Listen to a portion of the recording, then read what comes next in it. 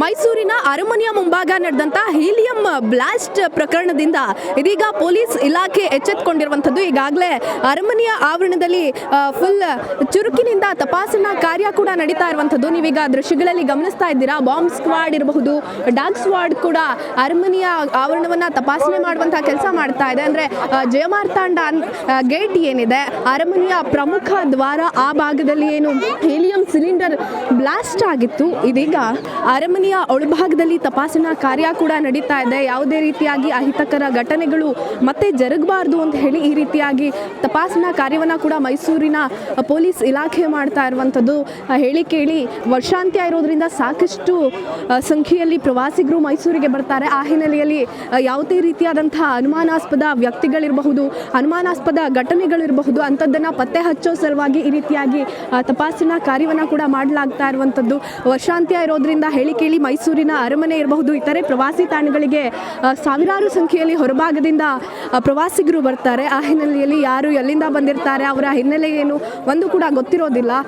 ಅಹಿತಕರ ಘಟನೆಗಳು ಸಂಭವಿಸುವಂತಹ ಸಾಧ್ಯತೆಗಳು ಕೂಡ ಇರುತ್ತೆ. ಹಾಗಾಗಿ ತಪಾಸಣಾ ಕಾರ್ಯವನ್ನು ಕೂಡ ಮಾಡ್ತಾ ಇದ್ದಾರೆ.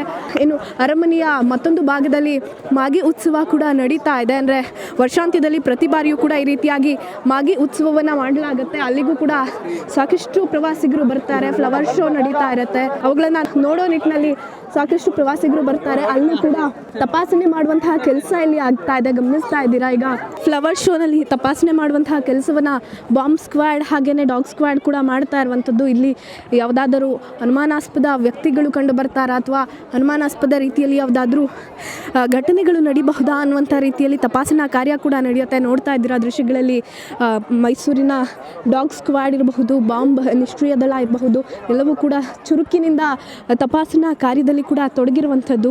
ಸೊ ಅರಮನೆಯ ಅಂಗಳದಲ್ಲಿ ಸಾಕಷ್ಟು ಮುನ್ನೆಚ್ಚರಿಕಾ ಕ್ರಮವಾಗಿ ತಪಾಸಣಾ ಕಾರ್ಯ ನಡೀತಾ ಇದೆ.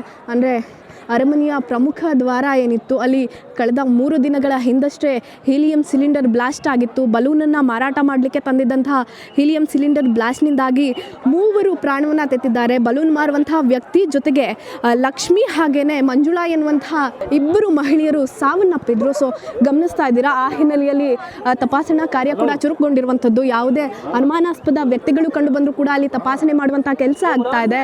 ಇಲ್ಲಿ ಬಂದಿರುವಂತಹ ಪ್ರವಾಸಿಗರ ಬ್ಯಾಗ್ಗಳನ್ನು ಕೂಡ ಚೆಕ್ ಮಾಡುವಂತಹ ಕೆಲಸವನ್ನು ಇಲ್ಲಿ ಸಿಬ್ಬಂದಿಗಳು ಮಾಡ್ತಾ ಇರುವಂಥದ್ದು. ಯಾವುದಾದ್ರೂ ಅನುಮಾನಾಸ್ಪದ ವಸ್ತುಗಳು ಸಿಗುತ್ತವಾ ಅನ್ನೋ ನಿಟ್ಟಿನಲ್ಲಿ ತಪಾಸಣೆಯನ್ನು ಮಾಡಲಾಗ್ತಾ ಇದೆ. ನೋಡ್ತಾ ಇದ್ದೀರಾ ದೃಶ್ಯಗಳಲ್ಲಿ ಪ್ರವಾಸಿಗರ ಬ್ಯಾಗನ್ನು ಚೆಕ್ ಮಾಡುವಂತಹ ಕೆಲಸ ಆಗ್ತಾ ಇದೆ. ಅಂದರೆ ಡಾಗ್ ಸ್ಕ್ವಾಡ್ ಇದೆಯಲ್ಲ, ಯಾರನ್ನಾದರೂ ಅನುಮಾನಾಸ್ಪದವಾಗಿ ನೋಡಿದಂಥ ಹಿನ್ನೆಲೆಯಲ್ಲಿ ಅಂತಹ ವ್ಯಕ್ತಿಗಳನ್ನು ತಪಾಸಣೆಗೆ ಒಳಪಡಿಸುವಂತಹ ಕೆಲಸವನ್ನು ಮಾಡಲಾಗ್ತಾ ಇದೆ. ಸೊ ಈ ಒಂದು ಘಟನೆಯಿಂದ ಮೈಸೂರು ಒಂದು ರೀತಿಯಾಗಿ ರಕ್ತ ಸಿಕ್ತಾಗಿತ್ತು ಅಂದರೂ ಕೂಡ ತಪ್ಪಾಗಲಿಕ್ಕಿಲ್ಲ. ಸಾಕಷ್ಟು ಭೀಕರವಾಗಿ ಒಂದು ಘಟನೆ ನಡೆದಿತ್ತು ಮೈಸೂರಿನ ಇತಿಹಾಸದಲ್ಲಿ. ಇದೊಂದು ಕರಾಳ ಘಟನೆ ಅಂದರೂ ಕೂಡ ತಪ್ಪಾಗಲಿಕ್ಕಿಲ್ಲ. ಆ ಹಿನ್ನೆಲೆಯಲ್ಲಿ ಇನ್ಯಾವುದು ಆ ರೀತಿಯಾದಂತಹ ಪ್ರಕರಣಗಳು ಸಂಭವಿಸಬಾರ್ದು ಅಂತ ಹೇಳಿ ಕಟ್ಟುನಿಟ್ಟಿನ ತಪಾಸಣೆ ನಡೀತಾ ಇದೆ. ಫ್ಲವರ್ ಶೋ ಏನು ನಡೀತಾ ಇದೆ, ಹೂಗಳ ಮಧ್ಯದಲ್ಲೂ ಕೂಡ ತಪಾಸಣೆ ಮಾಡುವಂತಹ ಕೆಲಸ ಆಗ್ತಾ ಇದೆ. ಗಮನಿಸ್ತಾ ಇದ್ದೀರಾ ನೀವು ಕೂಡ ದೃಶ್ಯಗಳಲ್ಲಿ ತಪಾಸಣಾ ಕೆಲಸವನ್ನು ಕೂಡ ಇಲ್ಲಿನ ಸ್ಕ್ವಾಡ್ ಮಾಡ್ತಾ ಇರುವಂಥದ್ದು. ಸೊ ಈ ಒಂದು ಪ್ರಕರಣದಿಂದ ಸಾಕಷ್ಟು ಮುನ್ನೆಚ್ಚರಿಕಾ ಕ್ರಮವನ್ನು ಕೂಡ ಮೈಸೂರಿನ ಪೊಲೀಸ್ ಇಲಾಖೆ ಕೈಗೊಂಡಿರುವಂಥದ್ದು. ಕ್ಯಾಮ್ರಾ ಪರ್ಸನ್ ಸತೀಶ್ ಜೊತೆಗೆ ಪವಿತ್ರ ರಾಜು, ಇಂಡಿಯನ್ ಟಿವಿ, ಮೈಸೂರು.